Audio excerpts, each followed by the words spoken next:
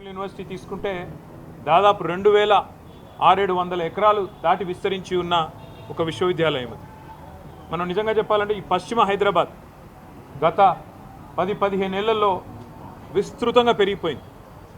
అది మన గచ్చిబౌలి కావచ్చు, నానక్రామ్గూడ కావచ్చు, ఖాజాగూడ కావచ్చు, ఆ ప్రాంతం మొత్తం శేర్లింగంపల్లి దాకా ఎక్కడికక్కడ ఇవాళ కోకాపేట దాకా విస్తృతంగా ఒక కాంక్రీట్ జంగల్గా మారిపోయిన పరిస్థితి.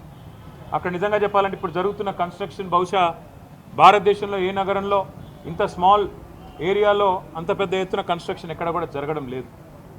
ఇది వాస్తవం. అక్కడ మా గవర్నమెంట్ ఉన్నప్పుడు కూడా మరి 57-56 అంతస్తుల బిల్డింగ్లకి మేము కూడా పర్మిషన్లు ఇచ్చిన మాట కూడా వాస్తవం. ఇవాళ అక్కడ జరుగుతున్న నిర్మాణం కొన్ని లక్షల కోట్ల స్క్వేర్ ఫీట్ల నిర్మాణం అక్కడ జరుగుతూ ఉంది.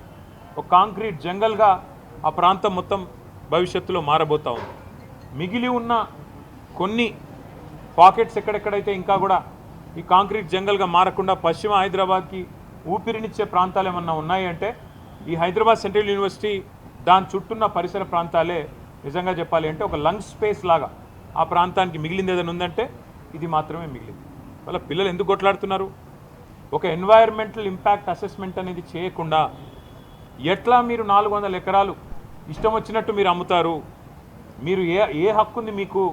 ఏ మాత్రం ఇంపాక్ట్ అసెస్మెంట్ చేయకుండా, ఎన్వైర్మెంటల్ ఇంపాక్ట్ అసెస్ చేయకుండా, ఏ రకంగా పర్యావరణ మీద ఇంపాక్ట్ పడుతుంది అనేది చేయకుండా ఎట్లా చేస్తారు మీరు అని చెప్పి వాళ్ళు కొట్లాడుతున్నారు.